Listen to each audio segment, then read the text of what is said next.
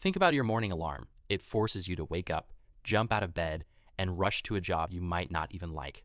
Modern humans spend over 90,000 hours of their lives working just to survive. But for 99% of human history, jobs simply did not exist. No schedules, no wages, and no bosses. For nearly 300,000 years, your ancestors only woke up when their bodies were completely ready. So, what did people actually do all day if they didn't have careers? In the 1960s, anthropologists made a shocking discovery when studying modern hunter-gatherer societies. They found that ancient adults only spent 15 to 20 hours per week on actual survival activities. The academic world refused to believe it, but they were called the original affluent society. Food procurement wasn't a nonstop struggle. It was a part-time task done with ease. Gathering wild plants and berries took only a few hours of casual walking through the woods. If they worked so little, were they starving? Archaeology proves exactly the opposite. You weren't born just to pay bills and work until you die. Your biological blueprint belongs to a world of freedom, leisure, and deep human connection. Skeletal remains show that ancient hunter-gatherers were actually taller, stronger, and healthier than the farmers who came after them. They had virtually no signs of arthritis, and their teeth were near perfect, free from the cavities caused by agricultural grains. Their bodies were built for diverse movement, not the grueling, repetitive labor of a modern workplace. With so much free time on their hands, ancient humans dedicated their days to things that brought them joy. They spent days creating massive, intricate cave paintings deep inside the earth.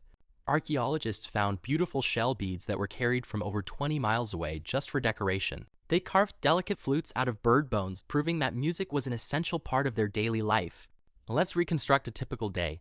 Mornings started slow, with people sharing a light meal and talking around the camp. A massive part of the afternoon was spent on grooming, braiding hair, and fixing tools. They engaged in physical games and mock battles to keep their skills sharp and spirits high. Maintaining the camp was a communal effort that felt more like a social gathering than a chore. But the real magic happened after dark. Every night, the clan gathered around a roaring central fire. Anthropologists estimate they spent up to 6 hours every single day just talking and connecting. The campfire was the original theater and classroom. It was here that myths, history, and survival knowledge were passed down.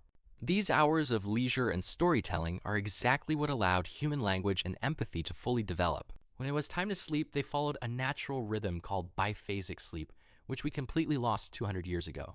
They slept for 4 hours, then woke up at midnight for 1 or 2 hours of calm, meditative wakefulness. During this midnight gap, they reflected on their dreams, stargazed, or quietly checked on the children.